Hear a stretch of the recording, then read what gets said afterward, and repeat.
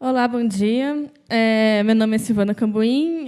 Eu estou muito feliz desse evento estar acontecendo hoje.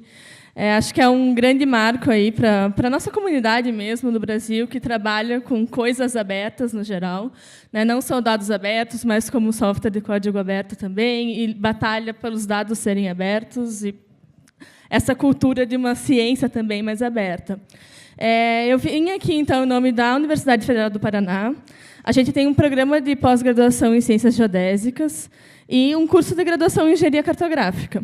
Então, até vendo essa palestra anterior, né, sobre esses antigos cartógrafos que desbravaram o sertão aí do Brasil com suas observações astronômicas, e a gente fica pensando um pouco como que é a relação da cartografia hoje, né, ou sobre essa diferença da cartografia que era feita só por esse técnico totalmente especializado antigamente, e hoje que todos somos cartógrafos, né? E como que a ciência da cartografia tem procurado contribuir com esse movimento e realmente não vê isso como uma ameaça, mas um grande potencial para a nossa profissão, né? Eu formo engenheiros cartógrafos todo ano, e eu vou falar então um pouco para vocês sobre o que a gente tem feito em termos de pesquisa e ensino, né, usando essas plataformas voluntárias, especialmente uma pesquisa que a gente tem feito na área de qualidade. A gente tem muitos estudos internacionais sobre a qualidade dos dados do OpenStreetMap, mas na França, na Inglaterra, na Alemanha, onde já existe uma base cartográfica oficial que você só compara A com B e fala, nossa, o OpenStreetMap está ótimo, está parecido com a base oficial. Só que aqui no Brasil o desafio é muito maior, porque a nossa cartografia oficial não é assim tão homogênea e tão atualizada, e que a gente tem tentado ver como a gente consegue também, de alguma forma, compatibilizar com a qualidade dessas coisas para conseguir produzir um mapa melhor para o nosso país, que precisa tanto disso para desenvolver. Eu venho aqui, eu coloquei as logos aqui embaixo também. Eu sou chair de uma comissão da Associação Cartográfica Internacional, especificamente para open source. Então, não é só no Brasil que a gente tem pensado nisso. E eu faço parte de uma rede, que está ali no cantinho esquerdo, chamada Rede Geo4All. É uma rede de laboratórios que também tem o suporte da própria Fundação SGEL. Muita gente ao redor do mundo, são 112 laboratórios, vários deles têm contribuído bastante com o Missing Maps, com o HOT, com os esforços do OpenStreetMap também. Então, aproveitar para fazer a propagandinha, porque essa é uma rede bem legal, se vocês têm interesse, entrem em contato. Qualquer organização ou instituição que trabalhe com coisas abertas pode fazer parte dessa rede, e a ideia é trocar material de ensino, trocar projetos, fazer projetos juntos, tem gente em todos os continentes, então é uma coisa bem legal. Então, a gente tem um grupo de pesquisa em cartografia e SIG. A gente tem trabalhado, somos 3 professoras, uma série de alunos de graduação e pós-graduação. E a gente trabalha em todos esses temas, né? Infraestruturas de dados espaciais, né? São dados, muitas vezes, oficiais, compartilhados de uma forma padronizada. Muita coisa de VDI, a parte da visualização cartográfica, a parte do mapeamento indoor, como é feito o mapeamento dentro das áreas, que eu acho que isso é uma coisa que, para o OpenStreetMap, no futuro, também é um desafio diferente, como a gente modela os mapas de dentro das áreas fechadas, né? A questão do Big Data, a questão dos usos e os usuários da geoinformação. Então, tudo isso faz parte da nossa pesquisa lá. A gente tem procurado trazer esse tema do VDI para dentro da sala de aula, né? Hoje, de tarde, 2 alunos meus vão apresentar projetos de graduação em engenharia ambiental e de pós-graduação em engenharia cartográfica. A gente tem feito o Mapathon. Ano passado, a gente fez no SM GeoWiki. Esse ano a gente não conseguiu fazer. A gente, infelizmente, ou dependendo da posição, o prédio onde a gente tem os nossos laboratórios está ocupado. Então, a gente não conseguiu fazer esse de 2015.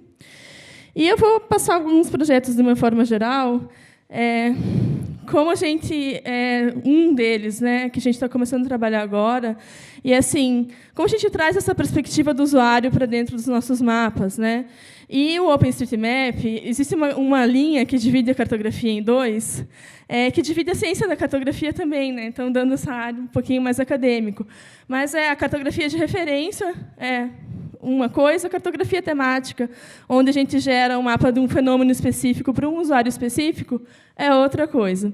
A gente trata o OpenStreetMap como um mapa de referência, né? Ele é feito não para um usuário específico, ele é feito por várias pessoas, com o intuito do outro usuário da ponta usar para o hidrante, para uma questão humanitária, para fazer uma rota, para fazer turismo, o que for, né?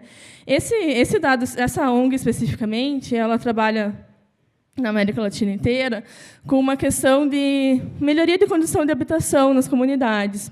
E eu sempre uso esse exemplo porque eu acho muito fantástico. Esse mapa ali de baixo é um mapa que foi feito no Excel pela própria comunidade. E é um mapa que está em escala. Cada quadradinho daquele é um passo. Então, as pessoas mesmo da comunidade, ao se organizar para resolver o problema de habitação, eles sentiram a necessidade de um mapa e fizeram esse mapa usando a ferramenta mais simples que eles podiam imaginar. Então, é nessas horas que eu fico pensando quanto que a gente poderia contribuir, né, com o OpenStreetMap, por exemplo, dentro de uma comunidade dessa, onde a própria pessoa possa se colocar no mapa, porque isso é uma questão de cidadania, realmente. Não a gente mapear eles dentro do nosso ponto de vista, mas as próprias pessoas fazerem esse mapeamento. E, às vezes, o que falta é a ferramenta, porque a necessidade de fazer um mapa já está ali. Ali está a legenda, ali está a escala, ali estão todos os elementos cartográficos. É uma coisa que eu falo muito para os meus alunos, que já não existe mais essa divisão entre o cartógrafo e o usuário do mapa. O usuário ele é o produtor da informação também. Outro exemplo que eu trouxe, que a gente tem estudado também, nessa questão de cartografia social, que é um desafio também, né? É um projeto que tem sido feito no Brasil inteiro com comunidades, inclusive comunidades quilombolas, indígenas, para mapear problemas, conflitos, potencialidades.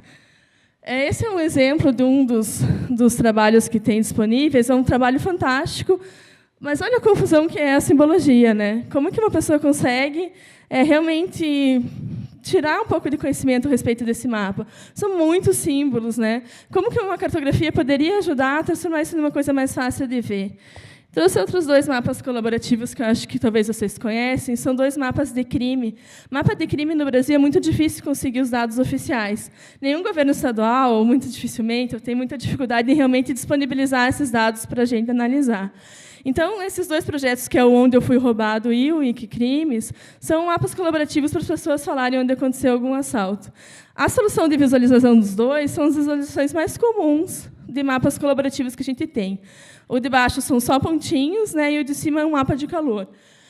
Uma coisa que a gente pesquisa será que não existem outras formas melhores de a gente usar realmente outros tipos de mapa para mostrar esses dados de criminalidade ou qualquer dado que seja, né? Isso é só uma introdução meio longa, mas esse é uma questão de um mapeamento colaborativo de ruído, feito com um aplicativo chamado NoiseTube, em cima da base do OpenStreetMap, e ele usa o microfone do celular para captar o ruído. A gente tem feito em volta dos terminais de ônibus, para bater isso com a questão da legislação de silêncio em volta dos lugares, né? Então, de repente, a gente conseguir engajar a comunidade em dar esses dados ou em alimentar esse mapa de ruído, poderia ajudar a fazer uma fiscalização da questão do silêncio, tem muito a ver com a qualidade de vida. É um projeto que ainda está em andamento, de uma aluna. E, assim, tudo que está em vermelho, ali, no vermelho mais escuro, já está fora dos limites da lei. Claro que você não vai fiscalizar alguém com base nesse mapa, mas você consegue ver que está muito acima do limite do tolerável para as pessoas que circulam ou moram naquele lugar. Então, é mais uma forma, e a gente sempre fica tentando entender qual que é a motivação desse usuário, qual é a motivação da pessoa aí fazer uma alteração no OpenStreetMap, ou, nesse caso, esse é um usuário, aquele usuário que está incomodado com aquilo, né? É a mesma coisa do crime ou do buraco na rua, né, que a gente tem plataformas como o Colab, né? A pessoa quer reclamar daquilo, né? Ela quer, olha, esse barulho está me incomodando, né? Então, é um exemplo também do que a gente tem tentado desenvolver lá. E outro, a gente tem tentado também trabalhar com que os dados que são produzidos nas universidades, nos trabalhos de graduação, nos trabalhos de pós-graduação, eles também fiquem disponíveis, os dados, não o PDF do texto apenas, né? Mas através de uma ideia acadêmica, onde você pudesse buscar, estou fazendo uma pesquisa numa região, por exemplo, né, nessa região de caminhos históricos, quem tem outros dados dali, né? Então, e a gente está querendo fazer essa ideia toda, já está no ar, de uma forma bem colaborativa, que os usuários pudessem interagir entre si e que a academia realmente pudesse retornar um pouco para a sociedade os dados que são feitos ali dentro, muitas vezes com recursos públicos, né?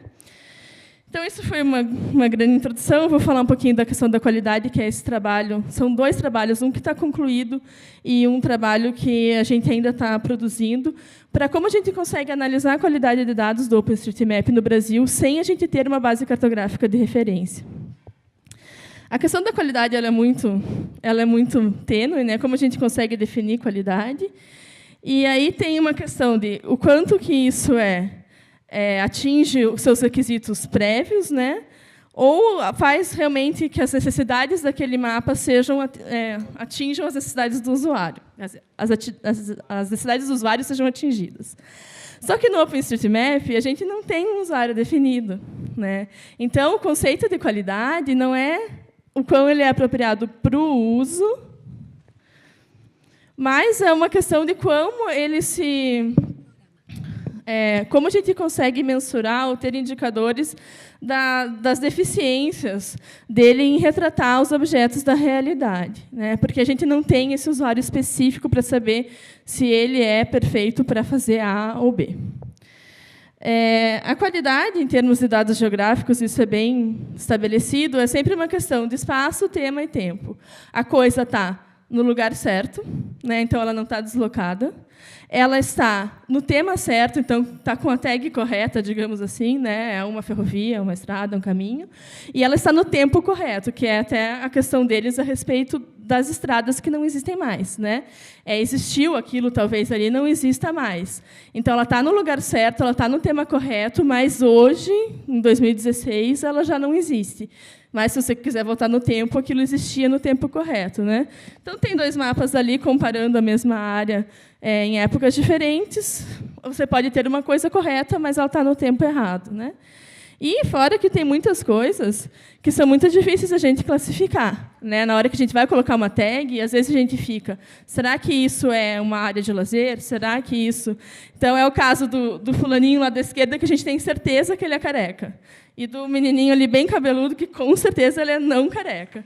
Agora, Homer, etc., quantos fiozinhos de cabelo a pessoa tem que ter para a gente dizer, tá, beleza, esse fulano é careca ou não é?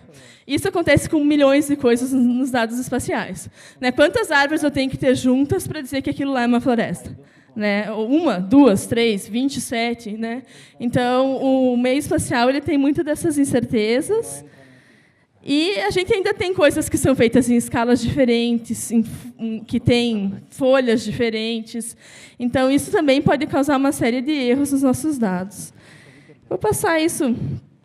A gente tem usado para ver esses padrões de qualidade, né, para avaliar o OpenStreetMap, desde essa norma ISO chamada 19157, e uma tradução dela para o português, que é adaptada e com adições feitas pelo Exército Brasileiro. Ainda não é homologada pela Comissão Nacional de Cartografia, mas essa norma se chama ET-CQDG, e ela é baseada nessa ISO, e aí são elementos. A acurácia posicional, então, aquele elemento está no lugar correto ou está deslocado. Ele tem metadados, ele está bem explicado como ele foi levantado. Ele tem uma consistência lógica, isso é, ele está dentro da classificação correta. A acurácia temporal, ele está dentro do tempo correto que aquele elemento existiu no universo. A qualidade temática, se aquela classificação está adaptada ao modelo de dados original. E a completude, que é uma coisa que interessa bastante a gente, é saber. Faltam estradas que eu não mapeei, faltam prédios que eu não mapeei. Tem a omissão e a comissão. A omissão falta, preciso mapear mais. Outra coloquei coisas que não existem. Coloquei lá um monte de prédio que não tem. Isso é mais raro, mas existem essas 2 medidas, né? Então, o nosso trabalho aqui foi publicado nessa revista, que é o International Journal of Geographic Information, e a gente fez, então, uma pesquisa para avaliar a qualidade do OpenStreetMap nesses 29 municípios da mesorregião em volta de Curitiba. Então, a gente tem ali no meio o município de Curitiba, municípios do litoral. É uma área muito heterogênea, desde a área muito urbana, a área rural, a área de preservação ambiental na Serra do Mar.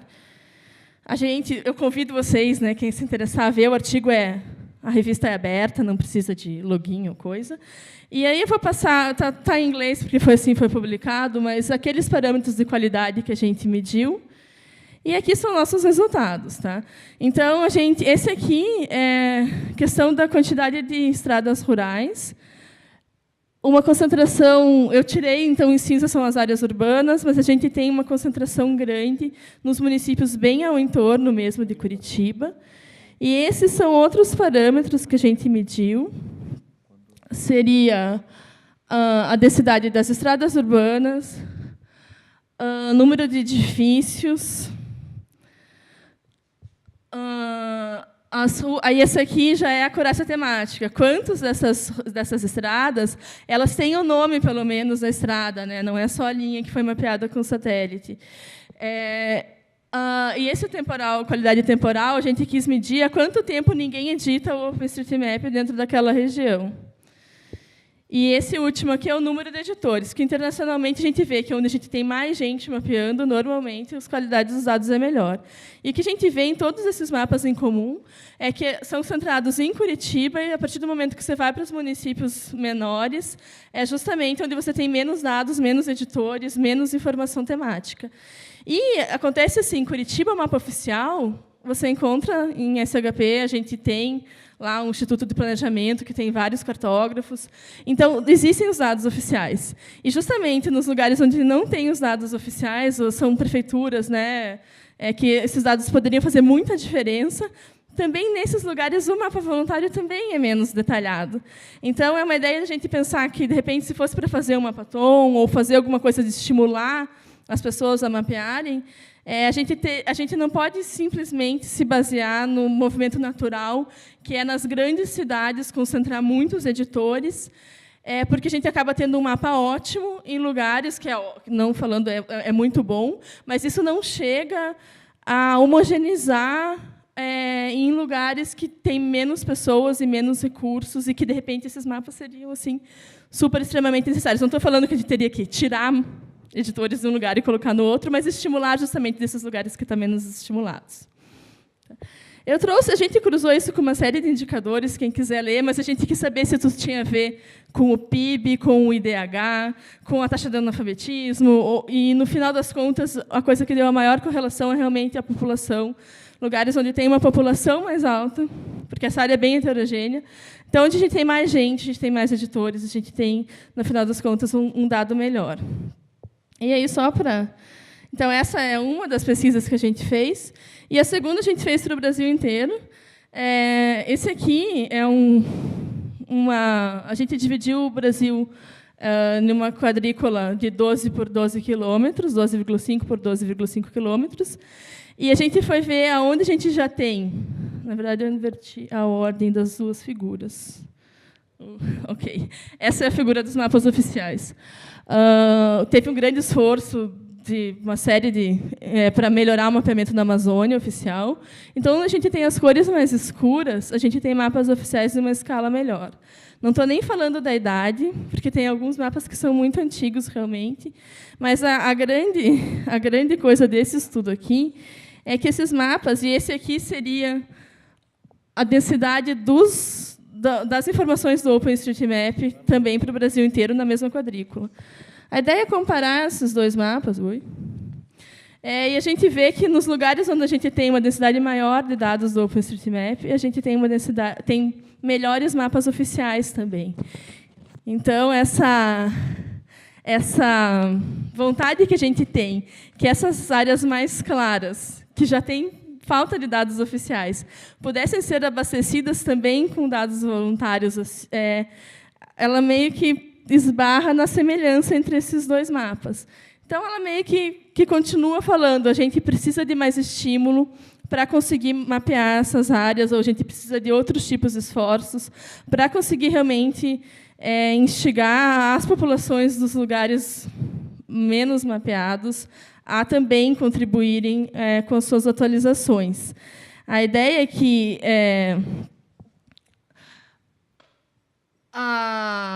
um dos achados principais da gente aqui, né, é que onde a gente tem mais pontos que a média no OpenStreetMap, né, a gente tem uma densidade maior de atualizações, é justamente nas áreas onde tem um mapa oficial melhor que a média também. Tá? Então, existe uma correlação bem grande entre essas duas coisas. Então, com esses dois trabalhos, a gente tem feito duas coisas, né?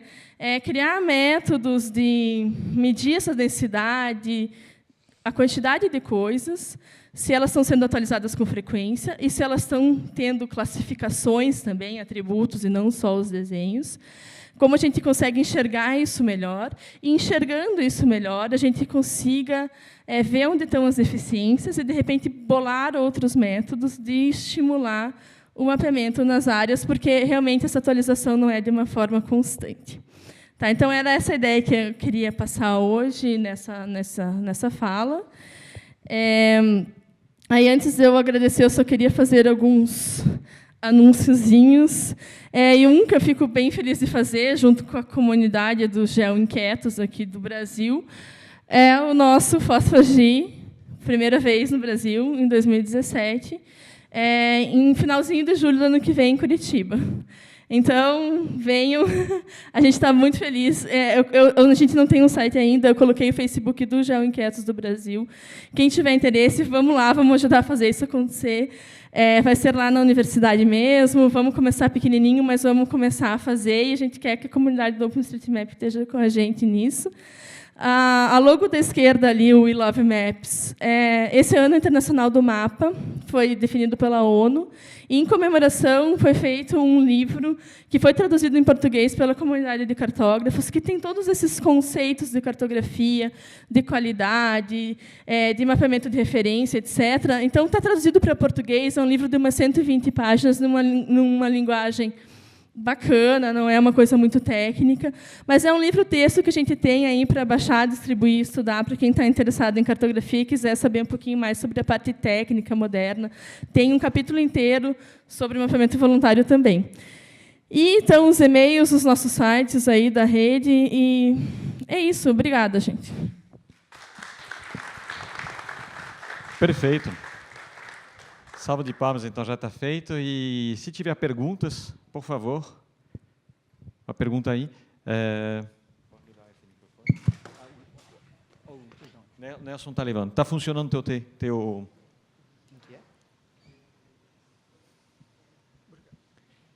Bom dia. Bom dia, Fernando. Né? Fernando, do IBGE.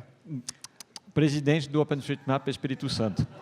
Não, eu já falei, acho que ela não estava aqui ontem, né? Não estava. Então, eu já falei que eu já renunciei. Já. Houve golpe, houve golpe. Não houve golpe. Aqui houve golpe, eu já fui deposto. Aqui não aceitamos os covardes. Eu já fui deposto. Aqui não aceitamos os covardes. Lembra, eu falei para você que eu ia ser, no máximo, primeiro-ministro. Né? Bem, Silvana, né? Isso. Silvana.